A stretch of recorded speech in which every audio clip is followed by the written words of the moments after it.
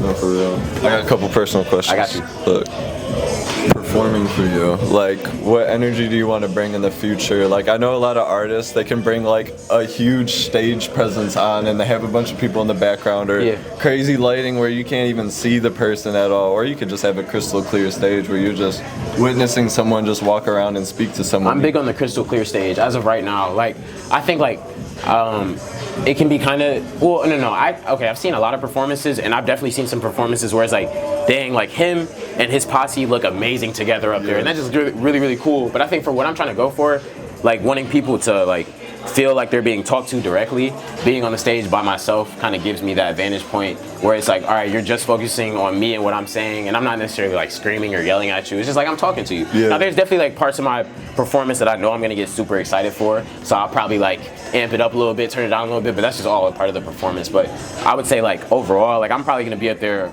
on my own, like looking at, just like talking to the crowd, you feel me? Because I don't want it to feel like I'm necessarily like talking down on people. Like I just want it to be like a conversation, but it's music behind it. Like you're connected with the crowd. Yeah. 100%. And I think it can be kind of intimidating when there's like a lot of people on stage, or you're like rapping to the people around you on stage. Even though like it's fun. Like when you're on stage with your homies and stuff, like I feel like rapping with them be like a whole different, like it's like your world, but I'm gonna just be trying to talk to the crowd or something. Yeah, 100%. I got more questions for you.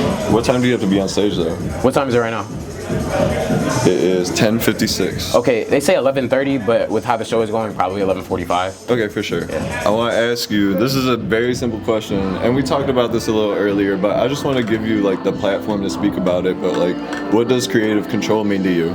For real though. For real though. Put it in the news. For real. Put it in the news. Creative control. The mix though is crazy so back there. The music has been amazing. Keeping me in tip-top shape. I don't even got to worry about performing because like I can just listen to the music the whole time. But bro, creative control is like super important to me. I'm not gonna lie. Like, bro, I'm a control freak, especially when it comes to creative stuff, because I think that like with music specifically, it's a whole lot of me like reclaiming my narrative, and then also like making my narrative for the future, you feel me? So when it comes to that, I'm very particular with everything, like all the aspects. I definitely like, I don't know, it's real personal. It's like my baby, you feel me? So I think like music to me is like, I don't want anybody else touching my baby, you know? So I'd be real particular about production, writing, cadence, the way it's recorded, the way it's engineered, the cover art, the music videos, like literally everything. And just to touch on it, it's not a bad thing, like touch on that, because like, look, there's nothing wrong with it being directly from you. Like we talked about it very shortly, like it almost hinders the creative process when you bring other elements in, meaning other people in. And honestly, I think that like collaborative creation is very necessary in very like a whole lot of spaces.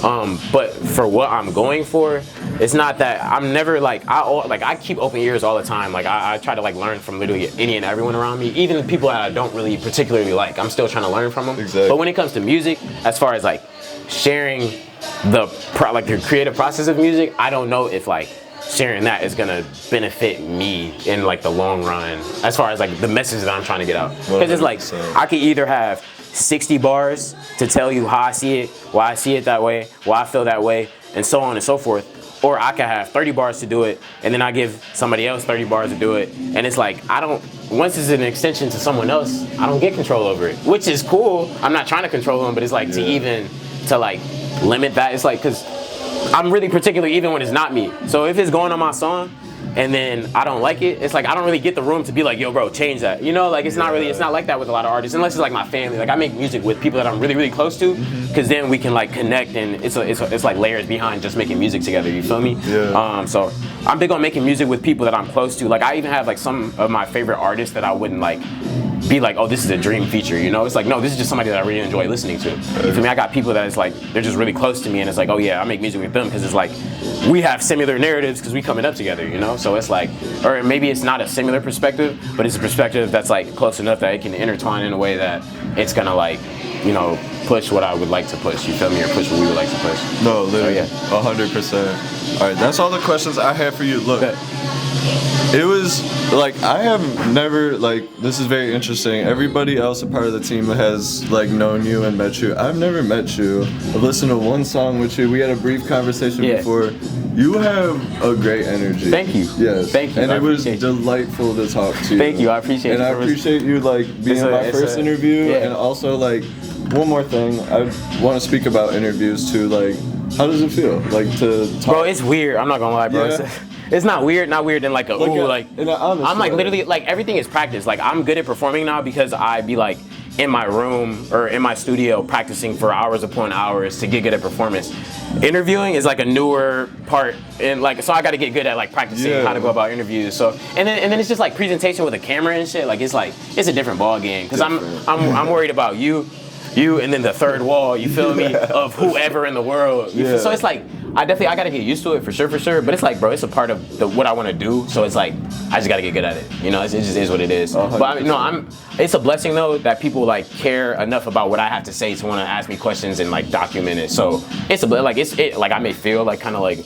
You feel me? But it's like, bro, it's a blessing at the end of the day. Like, you know, it's amazing. And weirdly, I can relate to it. I got asked to do an interview today, and I was like, why do you want to interview me? You know what I mean? It's like so weird. And I was like sitting there talking, and I'm like thinking about it. I'm like thinking while looking at the camera, like, I'm over here like, this is so weird. I'm like, because this is a conversation, so I'm looking at you, are you talking? But I'm over here like peeking at the camera and shit, like, do I have to acknowledge the fact that this is there too? You feel me? Like, what's the vibe? You know, am I talking to y'all? And I'm over here, I'm just breaking the third wall, and I'm here, you feel me? Like, I was telling them this, but when we were talking earlier, I kept looking at the camera, and I saw you kept looking at the camera too, and it was just like, it's the like, camera just being it's there, invasive. not even on. It's invasive. It's literally, but it's cool that it's, you know, it's literally what we're here for. It's an interview, you feel me? But it's like, 100%. It literally be like, what's the next question? You feel me? Like what? I damn near just gotta pretend like the camera's not there. I think that's gonna be my method in the future. Like I'm just gonna pretend like it's not an interview. I'm just having a conversation, and there's like someone spying in